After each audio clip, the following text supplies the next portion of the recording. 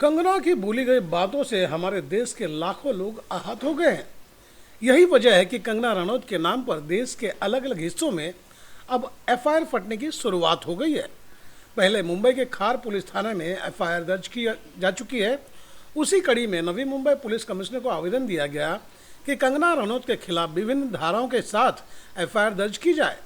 फिलहाल नवी मुंबई पुलिस के आला अधिकारी के पास शिकायत पत्र तो पहुंच गए।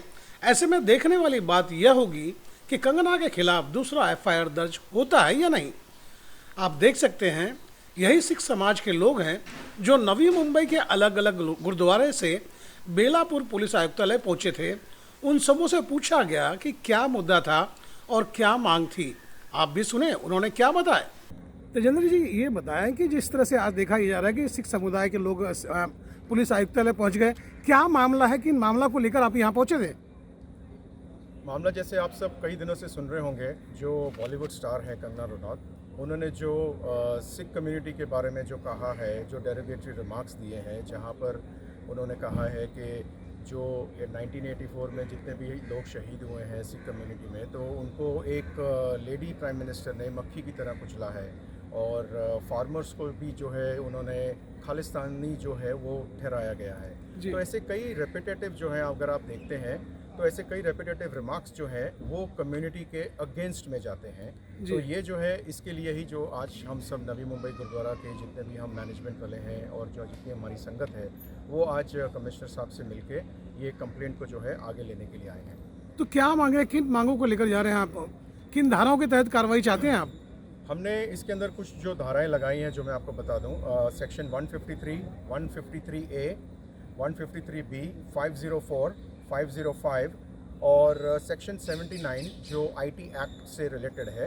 तो ये सारी धाराएं जो है वो हमने उसमें लेटर में रिक्वेस्ट किया है कि ये सारी धाराओं के अंतर्गत उनके ऊपर एफआईआर किया जाए। तो जिस तरह से आपने पत्र सीपी को दे ही दिया है, तो आपको क्या लगता है, इस पर कोई उचित कार्रवाई की जाएगी? क्या उम्मीद करते हैं आप? देखिए, एज ए सिटीज़न और लॉ अबाइडिंग सिटीजन्स, हमने एक जो कंप्लेंट है वो हमारा देना फ़र्ज़ है। अब लॉ इसके ऊपर क्या शेप लेता है ये वो ज़्यादा बता सकते हैं। हमने अपना ग्रीवियंस तो रजिस्टर उनके पास दे दिया है। अगर मान लीजिए यहाँ से आपके उम्मीदों के मुताबिक अगर कुछ नहीं होता है, तो क्या आप अदालत का दरवाज़ा खटखटाएंगे?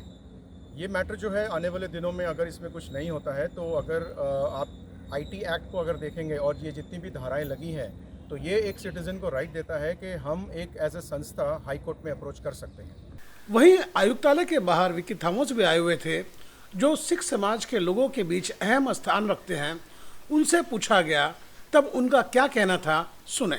जिस तरह से आज कंगना के खिलाफ शिकायत दर्ज पत्र दिया गया है, इसका कुछ आगे हल निकलेगा? कोई शिकायत दर्ज की जाएगी, एफआईआर फटेगा, लगता है आपको? एक चीज बताता हूँ मैं आपको। नो फार्मर नो फूड, किसान एकता मजदूर। वाहिगुरु, इतना बड़ा काला 3 कानून, पहले तो मीडिया, गोदी मीडिया ये बोलते थे तीनों काले कानून नहीं है, ये अच्छे कानून है। लेकिन वाहिगुरु, ये कौम ने ना वाहिगुरु अच्छों को वाहिगुरु झुकाया। जिन्होंने सोचा कि ये झुकाओ, नहीं झुक पाया। कितना, लगभग 1 साल को वाहिगुरु, शायद 5-6 दिन ही कम थे, ये काले कानून को रद्द किया गया है वाहिगुरु। तो वाहिगुरु सोचो, ये कौम ने पीएम तक का सोच चेंज किया है। तो ये तो एक पिद्दी सा वाहिगुरु, एक फ्लॉप एक्ट्रेस है जिसको पद्मश्री मिला है प्रेसिडेंट ऑफ इंडिया से। जो फालतू फ्लॉप रोल करने के बाद उसको वो पद्मश्री मिला जाता है, जिस कुछ नहीं किया है। एबिलिटी, सोनू सूद इतना किया है काम, उसको कुछ नहीं मिलता है वाहिगुरु।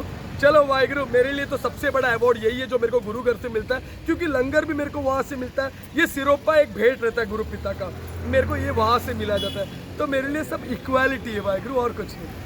फिलहाल कंगना के अच्छे दिन लगता है जाने वाले हैं और बुरे दिन की शुरुआत हो सकती है, क्योंकि उनकी जुबानी तीर से देश के कई नागरिकों की भावनाएं आहत हुई है।